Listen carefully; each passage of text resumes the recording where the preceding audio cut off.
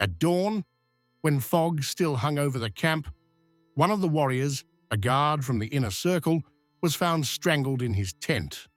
A letter had been carved into his chest with a knife, and according to the scribe who kept the report, in a sealed leather cover, a strand of hair hung from his mouth, black and tangled like the Empress's own. Empress Agnes of Etruria had not risen from her bed by that time.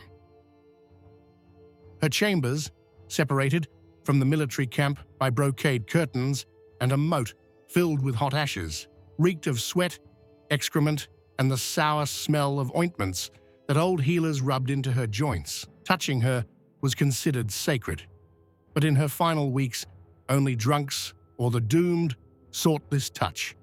According to legend, she blessed the soldiers with her flesh.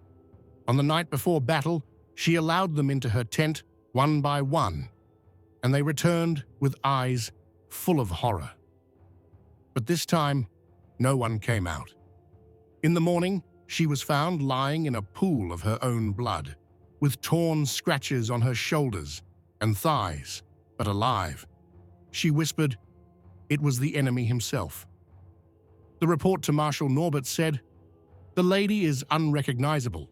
Her face is swollen, her lips are parched, her tongue speaks without will, and her body is covered with a rash and boils that give off the smell of carrion.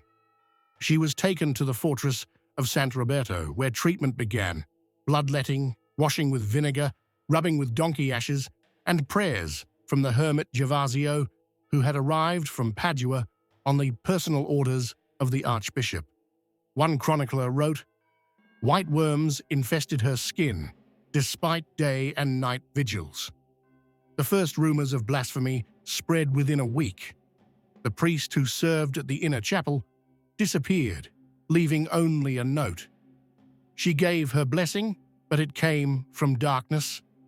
At the same time, the second bodyguard was found dead, his body dried up and his fingers burnt, as if from prolonged contact with red-hot metal. The Empress continued to die slowly, refusing food, but ordering wine and animal blood to be poured into her mouth. A dispute broke out at the Council of Nobles. Agnes's son, the 20-year-old Count Conrad, demanded that power be transferred to him, citing his mother's insanity.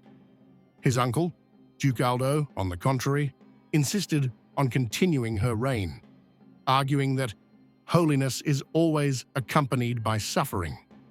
Behind the scenes, negotiations were underway with the papal court, where the possibility of excommunicating Agnes was already being discussed, accusing her of secret activities and corrupting the army. The clerk at the monastery of San Giacomo, secretly summoned to her chambers, wrote, her pupils are dilated, her speech is broken. She asked for a dog's tongue and prayed, staring at a blank wall. Doctors held her hands while a monk read from the Psalms. She spat and then cried like a child. An ointment made from raven fat, walnut extract, and rooster blood had no effect.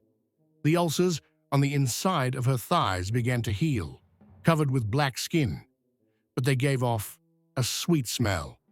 One of the servants wrote to his brother, when I changed the sheets, a liquid like honey dripped from them, but it smelled like a rotten bull.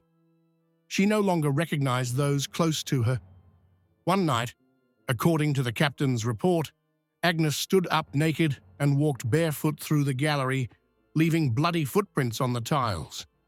When she was returned to her chambers, she claimed that she had spoken to the spirits of those she had sent to their deaths, and that they had come to take revenge. After that, she was kept chained to her bed. Contact with the outside world was reduced. No ambassadors were received, and the guards were doubled. Servants were replaced every third day. A coffin for the Empress was made in advance, out of stone, with internal chains. The Archbishop demanded that the body be left in the open air for 3 days so that God's will might be revealed through decay.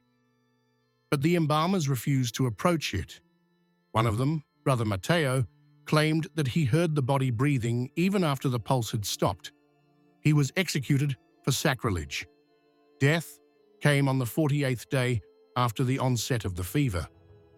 The body shrank as if after a fire.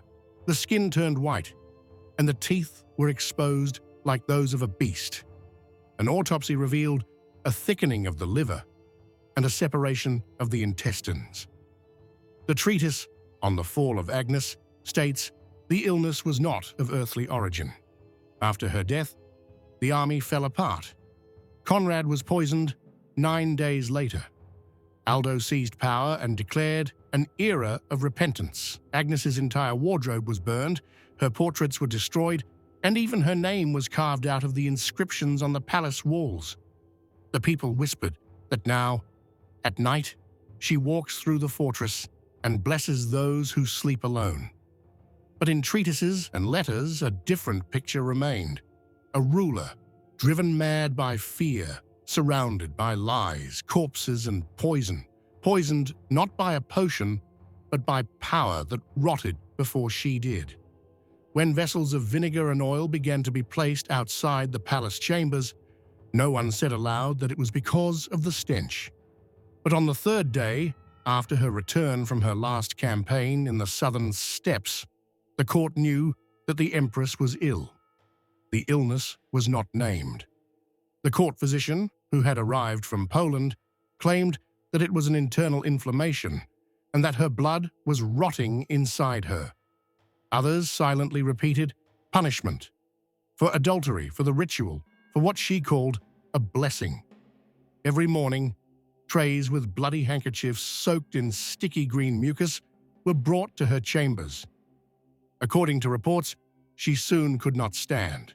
Her feet began to darken, and her nails fell off. According to Domnica's maid, as recorded in the report, after her interrogation, the Empress ordered her skin to be rubbed with warm wax and goat fat, and then her heels to be pierced with hot needles, so that the pain would drive away the sleep of death. Domnica later disappeared. She was seen only once, running barefoot down the back corridor with a clump of hair in her hand. The Empress's face was swollen. Her eyes were sunken, and her breathing became labored with wheezing and gurgling. The courtiers noticed that she was seeing things that weren't there. Once, during a nighttime attack, she grabbed a monk by the hair and whispered, "You've come again from the tent. I won't call you anymore. Go away." The next morning, the monk died. His heart couldn't take it. This is recorded in the chronicle under the date, the 7th day of Pus. The rooms were covered with cloth to contain the smell. No incense helped. When the court scribe was ordered to bring the Empress's diary, he refused to enter and was sentenced to flogging. After that, the guards only opened the doors wearing triple bandages. According to a report from the inner chambers, one of the young doctors fainted when he saw dark slime oozing from her swollen thigh. The same report describes that the skin under her left breast became like the scales of a dead person and are cracked from the heat. The servants began to whisper. Some claimed that she was cursed, because in the last battle before the siege, she had ordered her hands to be placed on each soldier before they went into battle, saying, "God will enter through me." The old bishop, who had previously remained silent, demanded that a priest be allowed to administer the last rites to her. He was not allowed to enter. No one had spoken her name inside the chambers for a long time. Everyone referred to her as my lady. The palace rumors began to turn into orders. The court council gathered secretly in the South Gallery and asked who would sign the decrees if she died, who would declare her dead, who would take the keys to the treasury if she died during the night. On the 10th day of her illness, her hands began to fail her. Her fingers swelled and became immobile. Then, her former lover, the commander of the northern garrison, was allowed to see her. He stood at her bedside and said not a word. The Empress whispered in his ear. He left the room and hanged himself in the chapel that evening. In a treatise on internal decay, written in the following century, the phrase, "She did not die when her body fell silent, but when her flesh ceased to feel the touch of her own hands," has been preserved. This quote, although not confirmed by sources, was written in ink in the manuscript of the court physician of the time. The smell became unbearable. The water in the chambers was changed every hour. Servants fainted one after another. Drops smelling of pus began to drip from the eastern wall. Where the rain pipe ran, the walls were cleaned with lye. After that, black beetles began to appear in the corners. And then the Empress stopped talking. She only moved her lips. The guards were ordered not to let anyone in, not even a doctor. By the day that would later be marked in the palace calendar as the Day of Silence, the Empress's body resembled a broken statue wrapped in rags and reeds. Brown stripes appeared on her back, along her spine. The skin there had swollen, cracked, and begun to peel away, exposing tissue that the court doctors called boiled meat. One of them, according to records, attempted to clean the wound with a red-hot iron. But at the first touch, the skin peeled away along with the flesh, and steam rose from the depths. After that, she was moved to the back chambers, where bodies were kept before burial. Her bed was replaced by a black couch covered with rough leather, and the entire ceiling was covered with black cloth, on which drops of condensation from her body heat appeared in the morning. The temperature rose above 40 degrees, according to the peasants' instruments. Everything in the room was sweaty, even the iron on the legs of the throne. Food stopped entering her body. Swallowing caused vomiting with black streaks. Servants carried out vessels with yellow sludge that came out of her with coughing and moaning. On the third day of silence, a doctor from Prague suggested administering an infusion of sulfur and rooster blood. But this only intensified the stench. When damp circles began to appear on the walls, all living wood was removed from the chambers. The guards posted at the doors received double pay and were forbidden to utter a word. One of them, according to a report by a servant named August, once let slip in a drunken delirium that he had seen caterpillars crawling on her chest, as if on a grapevine. He was hanged on the inner balcony in front of the chambers. On the fifth day, whispers began in the chambers. The Dominican friar called to perform the last rites claimed that in a dream he heard a voice coming from the wall above the headboard saying, "Now you are alone." The doctor recorded this as auditory delirium caused by the decay of the internal auditory nerve. But the rumor spread. The servants began to refuse to work shifts. The bailiffs brought in the condemned. One of them, a thief from Ravenna, tried to strangle himself with a bandage when he was ordered to wash the floor in her room. He screamed that he had seen black blood dripping from the ceiling onto him. The council gathered again, this time under cover of night. One of the oldest members, in a note found later in his library, wrote, "She is living out her days amid decay. But with each new day she breathes, the foundations are rotting away. It is not flesh, but power." By this time, several scribes were already working on copies of the decree, temporarily transferring the seal to the Council of Advisors. On the sixth day, one of the Empress's former maids, who had been expelled for having an affair with one of the bodyguards, came to her. According to rumors, she stood at the head of the bed and whispered something in her ear. 2 hours later, her body was found in her cell, with her tongue cut out and a note saying, "She forgave me." No one confessed to the murder. The Empress began to speak again, but only at night. According to those on duty, her voice was low, unrecognizable, and repeated the words, All will pass through me. Sometimes she laughed, quietly, intermittently, on the exhale, as if suffocating in her own laughter. Sometimes she cried. One of the guards claimed to have heard her singing military hymns, but with the words reversed. On the 8th day, she screamed for the first time since she had fallen ill. The doctors recorded a spasm similar to a contraction of the diaphragm.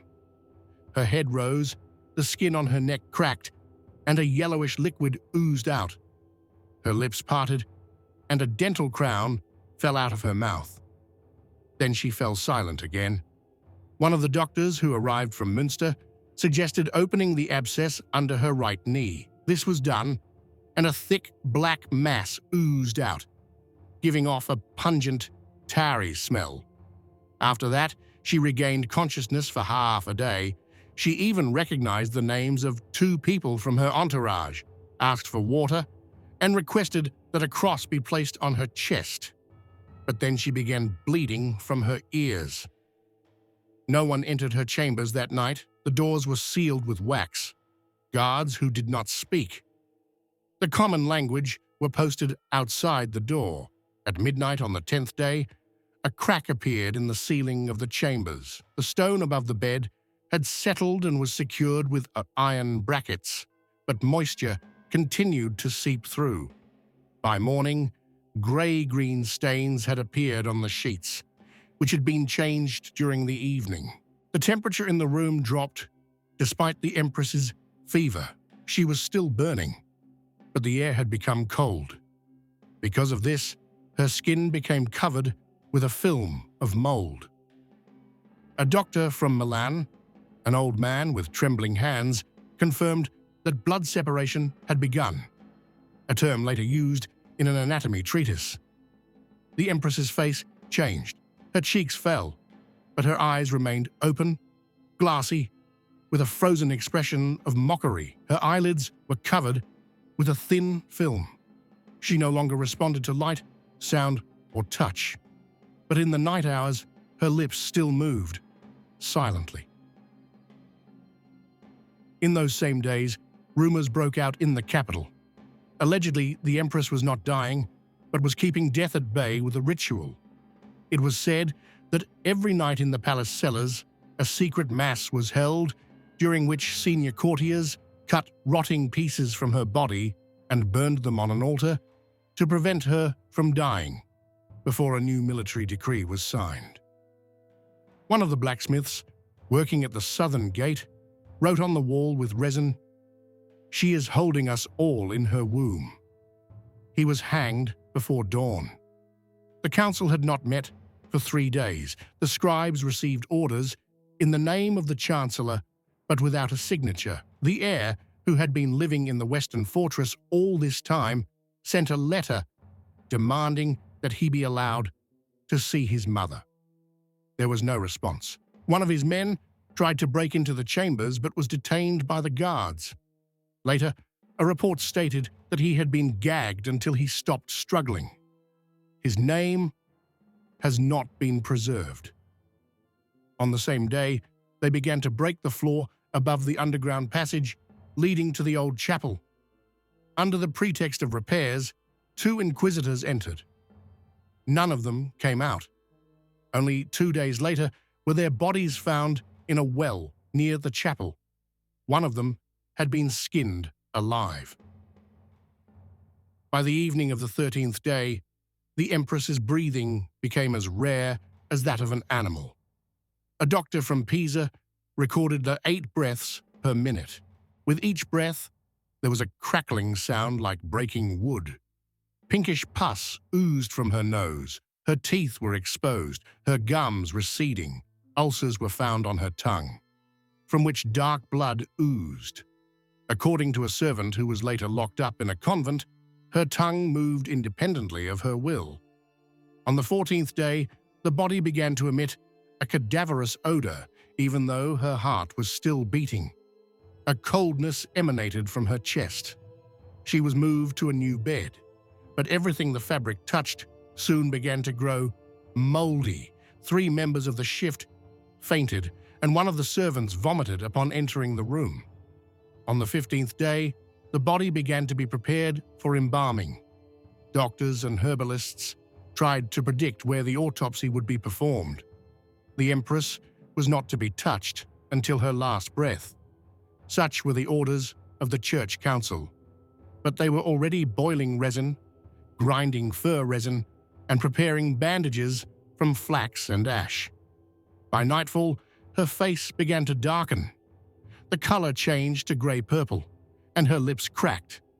The Empress no longer uttered a sound, but according to reports, a wheezing sound, like barking or cawing, could occasionally be heard from her throat. One of the priests called it a song of return. On the 16th day at 6 o'clock in the morning, her heart stopped beating. A doctor from Pisa certified death with no pulse, but residual breathing. It stopped 8 minutes later.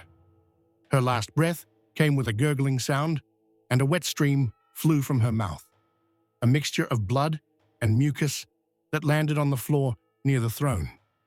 The stain remained visible even after 3 layers of ash.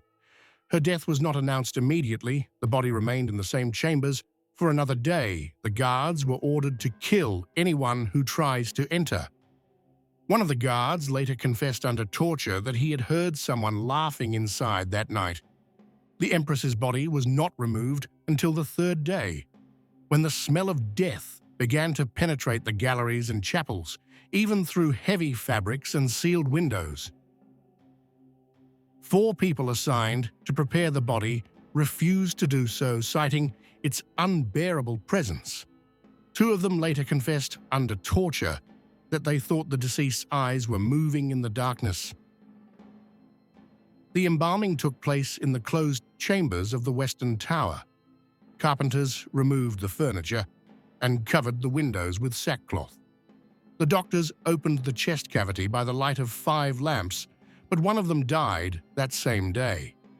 He was splashed in the face by fluid from the cavity between the lungs, after which he suffocated throughout the night, and by morning his skin had turned blue.